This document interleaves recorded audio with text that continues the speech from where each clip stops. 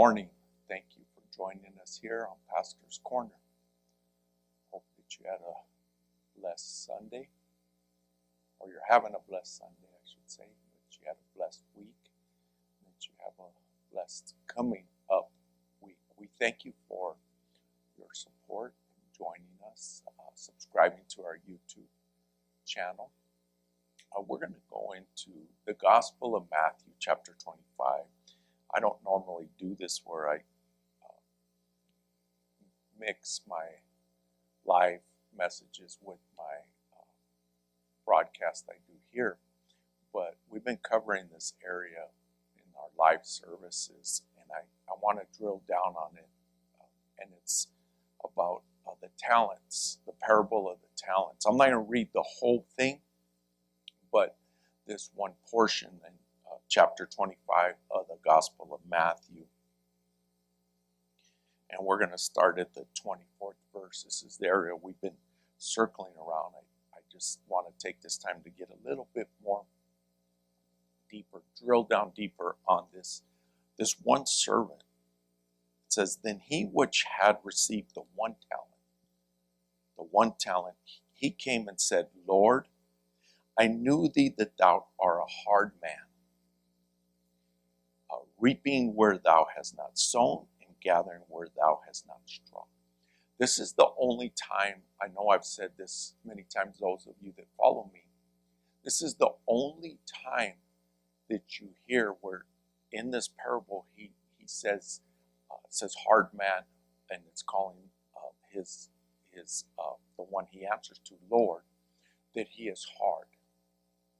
Nowhere in the scriptures do we see that our relationship with the Lord is called hard. Because a lot of people, they interpret serving the Lord, serving God, having a relationship with the Lord is hard. I disagree with that. I actually believe it's the opposite.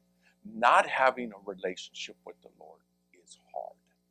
But I think where people confuse serving the Lord as hard is they interpret what man does to us.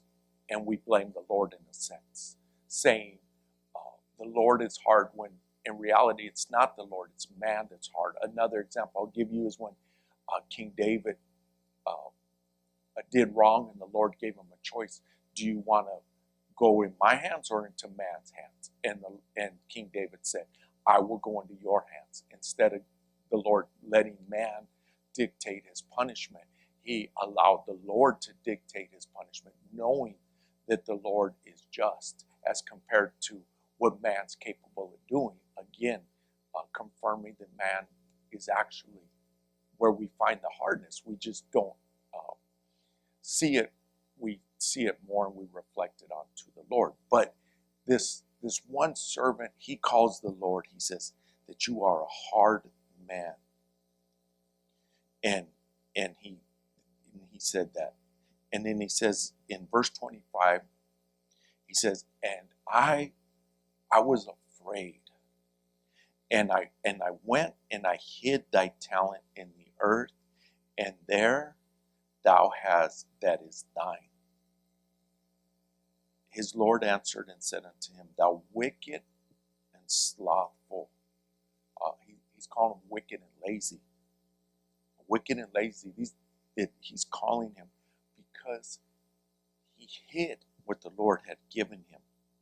Thou knewest that I reap where I sow not, and I gather where I have not strawed.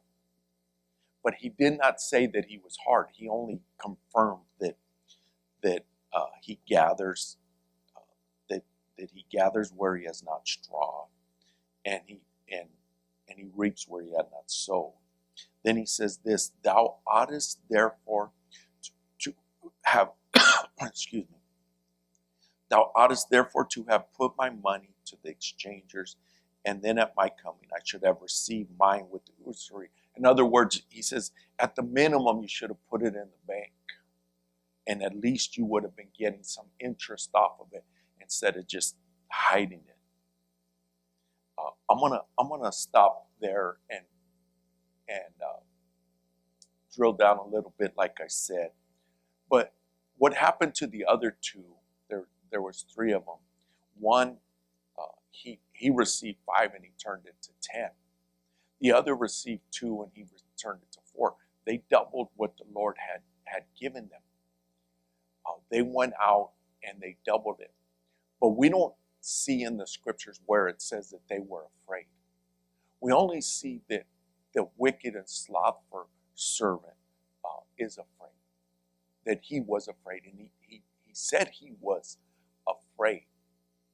But the other 2 went out and they put it out. They allowed it to flourish. They allowed it to blossom. This past week in our live service, I challenged, I'm going to say the word challenged, everybody to look for a place to bless somebody out there, a stranger, with money. To go out and or you see somebody in need and bless them with money. And I got this from the Lord that part of us moving forward with what God has given us, money's part of it, but it's only a portion of it. Our abilities, our gifts, our time, our energy that we have to give is all part of it. What are we going to give out to this world? What are we going to give? Or are we going to hoard it? We're going to hold on to it and not step out and give it out. And this wicked servant, he didn't give out. But it's curious to me, but I know it all lines up, how he said the exact same thing that Adam said in the English King James. In the English King James, it's worded the same. Adam went and hid, and the Lord came looking for him, and he says, "Where are you, Adam?" And Adam said he was afraid. And then the wicked servant says, "I was afraid." Now this is a parable. The Lord has given us this parable, which is a story, it's a metaphor, it's an example. But there's no way that this is put there unless that is ability of a man, a person, to be afraid and to hoard that which we have. Or as I say, fear. The one thing that will halt us, that'll stop us, that'll hinder us from advancing in all the areas of our life that we would like to advance is fear. The wrong fear, the unhealthy fear, the being afraid. And I've been thinking about this for numerous months now. It's just been this thought I've been getting here and there for numerous months. It kind of got into this fine, detailed point of this. What causes one to not give? Why wouldn't one give? Why doesn't one give? It's the same reason that this wicked servant didn't give, is fear, being afraid. The reason we wouldn't give, or we don't give, or we're not going to give is we're afraid. What are we afraid of? We're afraid that what we give isn't going to come back to us.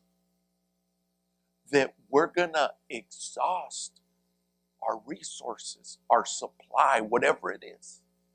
If it be our time, we're not going to give our time lest we don't have enough time. We're not going to give the abilities inside of ourselves to others lest we don't have enough for ourselves. We're afraid. We're not going to give our finances lest we run out of finances. And what is that? It's being afraid. But if you look at the other 2, as they gave it, it doubled. I recently heard this past week. And I can't confirm this, but I heard this, that they said if you took all the money in the world and you divided it evenly to all of the population on the earth, what would end up being there would be $1 million in everybody's hands. If it was divided up evenly across the table all over the world, be $1 million each. And I know a lot of people are striving to try and make it that way, that everybody has the same amount everywhere. Now, that can't happen. It can't. And my confirmation with the scriptures where Jesus tells mostly Judas, he says, the poor will always be with us. The poor is always going to be there. So we know they're already going to be there. Those that lack are always going to be there. So, well, that's why we should spread it out evenly. Well, guess what happened? Or what would happen? It would still go back, because you're going to have those wicked, slothful servants that are going to attempt to hoard it, and they'll lose it. And you'll have those that will understand the ability to release it, and it'll come back to them. Now, I'm not making this stuff up. This is the design that the Lord has blessed in our hands. I'll say blessed in us. The ability to pour out, I think of Joseph. When there was a lack, Joseph didn't lack. Joseph, when there was a famine in the land and a lack of food, Joseph had more than enough. And he turned around and took that more than enough, and it made Pharaoh a wealthy leader, even more wealthy. And Joseph began to exchange land and cattle and everything else all the people were bringing with Joseph's leadership. Even though there was a lack, there wasn't a lack in Joseph's hands. Because the ability to understand what God has blessed into your hands, what God has blessed into our hands, the way that in my hands, what we do with that, are we going to be afraid and we're going to hoard it? Are we going to be afraid and we're going to be stingy?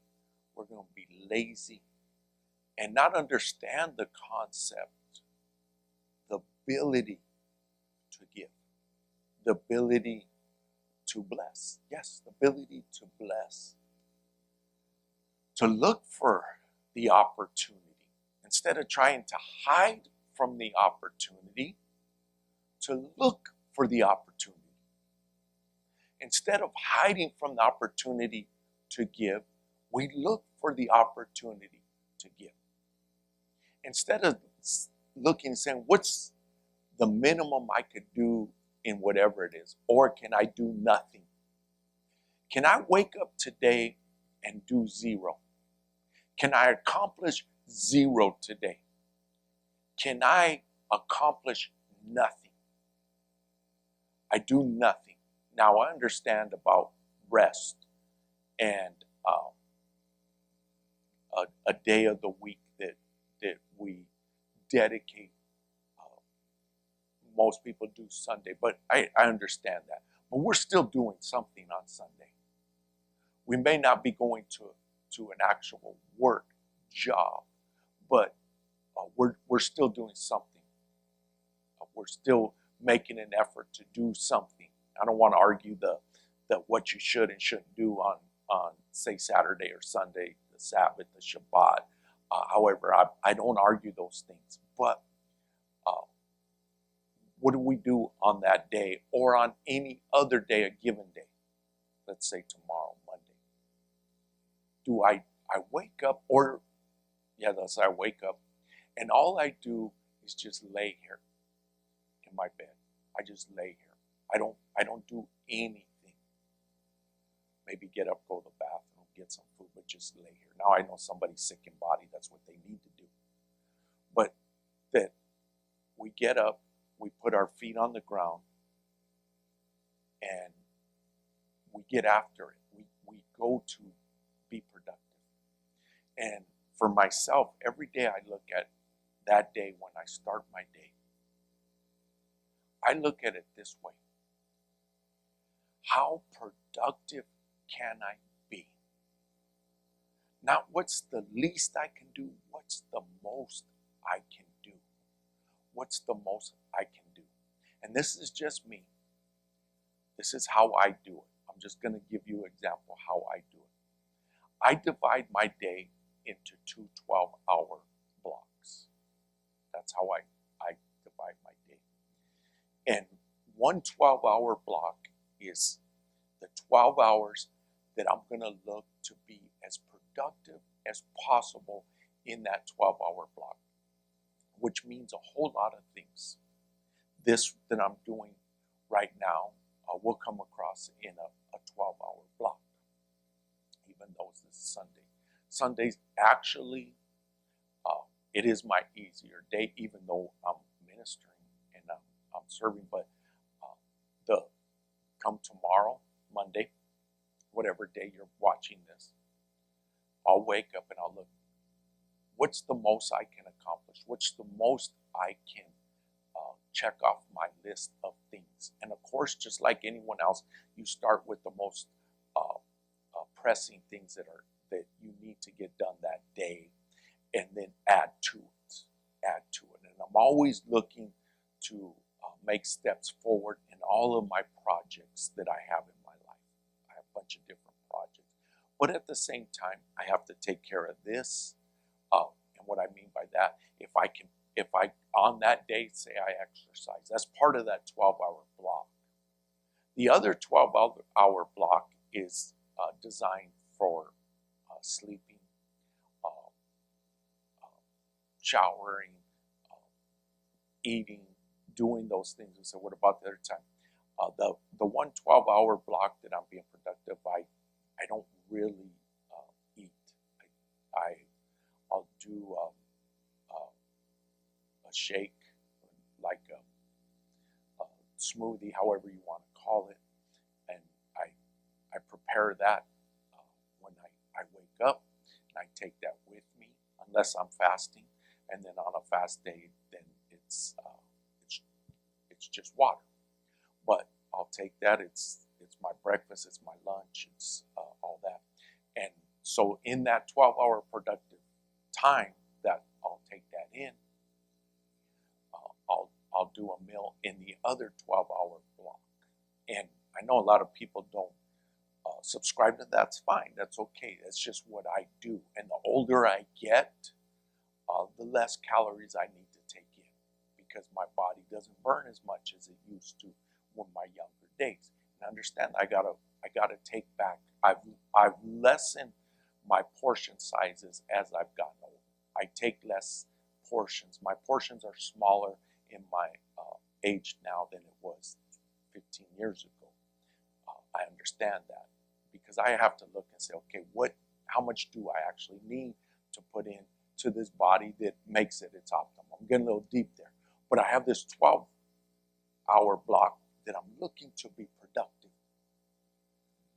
And I look for the best that I can. I'm going to give you another example of what happened this past week. I went to get fuel, and the vehicle that I'm in takes gasoline. So you may not be familiar with this, but when you pull up to a station, all the pumps usually will have gas coming from it, but they all don't have diesel. And there was one pump available. The station was very busy. And I pulled up to the diesel pump to get gas. And then I saw a gentleman come behind me with a diesel vehicle, and he needed that pump. And I just said like this to him. I said, 1 second, I'll finish. I know that you need to get to this pump because you can't go the other ones. And so I was conscious of it. And a lot of times what happens is individuals that drive a diesel and they see someone getting gas, they get angry, because the way they view it is like, why didn't you leave that diesel pump free for diesel instead of coming in to get your gas? I know some people don't even think about it. And then he came driving around me, rolls his window. He goes, I'm just going to come to the other side of you, go the other side. But it was a tight fit for him to get around. So that was the other thing. But he just maneuvered his vehicle, had to do a 3-point turn and get to the pump next to me. And then now we're next to each other. I'm finishing up. He's starting to fuel. And I said, hey, I just want you to understand. I understand that. I would just want you to know that I understand that you need to get your diesel. And he's just like, yeah, no worries, because it's fine. And I did tell him, I said, there's another station not far from here that is very similar price-wise and everything, because he actually told me where he lived. He goes, why I live over here? I go, there's actually one off of this exit that is a little closer to you. And he didn't know that. But all I was doing was sharing with him, being conscientious and considerate to this man's life. But I could understand how it could go the wrong way. And so many times I look in all areas of life, letting someone out into traffic, giving somebody an assistance when they need it somewhere. Like somebody that's, for example, their vehicle won't start. I know I'm talking a lot about cars here, and they need a jump. And how many people will just let that person sit there, and won't give them a jump? And I know it can be an inconvenience for us, that you have to pull your vehicle, you have to open the hood, you got to put the jumper cables on and do all those things. But for that individual that is stranded, how much would it mean to them that somebody pulls up and says, boom, gives them a jump start. You put the cables there, boom, they start their vehicle, they're off and going. And it may be 5 minutes for us, 7 minutes for us to assist that person. But again, to me, this is doing something productive. And I'm giving this to you because we could focus on money and talk about money, which we do bring in here. But it's not just money, it's your gestures of kindness. You walk up to the counter, someone's serving you, how are you? Thank you. The way you treat your server, the person assisting you in a restaurant, the people around your home, your neighbors. I see these videos of neighbors literally, physically fighting because of something. They're physically fighting. And I can only watch so much of this stuff.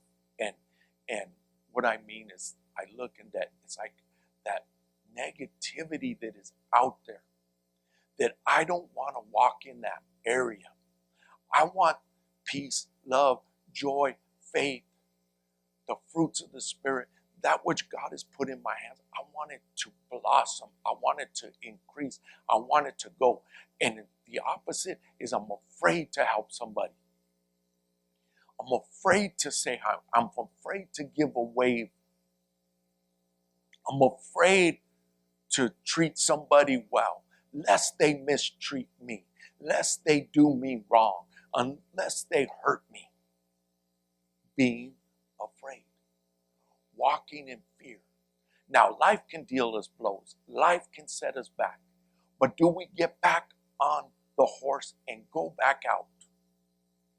We make peace with that which didn't go well for us. And we regroup, get on our feet, and say, Lord, help me to make peace with this that didn't go right in this relationship. This didn't go right with this project. This didn't go right in this endeavor. Help me to clean the slate of mine and get back after it and be the faithful servant. The good and faithful servant. Well done, my good and faithful servant.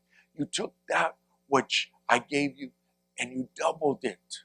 You doubled it. The parable says they doubled it. So where's the Lord? And the Lord's in it in that they followed his system. Now, nobody ever has taken something and increased it more than the Lord has. Takes 2 little fishes and some biscuits, a little bit of bread, and feeds 5,000 people with it. He takes it, increases it, and feeds thousands of people. Does it more than once. But do you see that he took a little bit? He didn't take nothing. He took a little bit because he was in a body. He was living in this earth, but he was able to increase it. The same thing in the first miracle. Everybody knows the first miracle that Jesus performed. He didn't just say, boom, wine appeared. He said, take these vessels and fill them with water. Fill all these vessels with water. They filled the vessels with water. Then they began to pour, and the water turned to wine. He still took a substance. He didn't take nothing. He took something and multiplied it. He took biscuits and multiplied it to feed thousands. And then you know what happened? The disciples went, 12 of them, and they went and gathered what was left over, and each of them had a basket of food. You see how that works? More than enough. Took in that little bit and increased it. Nobody ever on the face of the earth has done the increase that he did with that which was in his hands. But I'm looking to give this to you, that you have to take something. You can't take nothing. You have to take something and put it out there for the Lord to increase it. All I have is $1. Good. What do I mean good? Take that $1. Take that $1 and allow the Lord to increase it. Not by hoarding it, but by blessing, putting it out there. Again, I gave this in our live, but one day I was on the phone in a conversation, and I seen this piece of paper, and it's bouncing around. I'm not sure what it is. I pull over my vehicle. I'm talking on the system there. Pull it over. And I walk over. It's moving around. It's kind of going. I was able to track it down. And boom, I grab it. And it's $100 bill. It was $100 bill just jumping around. And there's all kinds of cars just going by. A bunch of cars. I was one of them, but I saw this paper. I was just curious. What is that? Curiosity. It's $100 bill. I still have that $100 bill. I still have it. And I have it in where I carry my stuff. I carry this and different things. And I'm just looking. I'm looking. And I'm looking for what? I'm looking. So, okay, this $100 bill, it has a special place because it came out of the air, in a sense. It was nothing. No, somehow it ended up out there, discarded, unappreciated, unrespected. It was unrespected. All these cars are going by. Many, many cars. It was on one of our major streets here. In fact, it was the street baseline, meaning the baseline. It's called baseline because it's the baseline. Though that you understand townships, most of you won't, but it's a baseline. There's the baseline. On baseline. Literally on the baseline. There's this $100 bill floating around. Discarded, disrespected, unappreciated. And I grabbed it. Boom. I have it with these other, I have an ounce of silver. I have these special coins that just come across my hands. I have them all in this black velvet bag. And that $100 bill's there. And I'm just waiting for the moment to where I'm going to sow that $100 to bless just somewhere. I'm just waiting for that opportunity to turn that $100 into something. I'm not putting it in one of the bank accounts. All these graduations, money will be given out. I'm not giving it to one of the graduates. I'm just looking for this moment and waiting for the moment that I'm going to turn that $100, boom, like those biscuits and fish. told you we're going to drill down. We're out of time. Thank you for joining us. Thank you for being a blessing. Thank you for giving your prayers. Thank you for giving your heart. Thank you for giving your time. Thank you for giving your mind. Thank you for giving your thoughts. Thank you, Father God, for giving us the ability to speak, to communicate, to talk, to receive. Thank you, Father God, for us the ability to give. We will be back here in person, continuing these great, interesting teachings. Yes, they're not mine, they're the Lord's. You can bless us right there on the screen. Many ways to bless. You can bless us just by subscribing to our station. We'll be back here in person, 12 o'clock Arizona time, 1363 South Vineyard in Mesa, Arizona, 85210. Have a beautiful, blessed, and let what your gifts and talents are, let them blossom.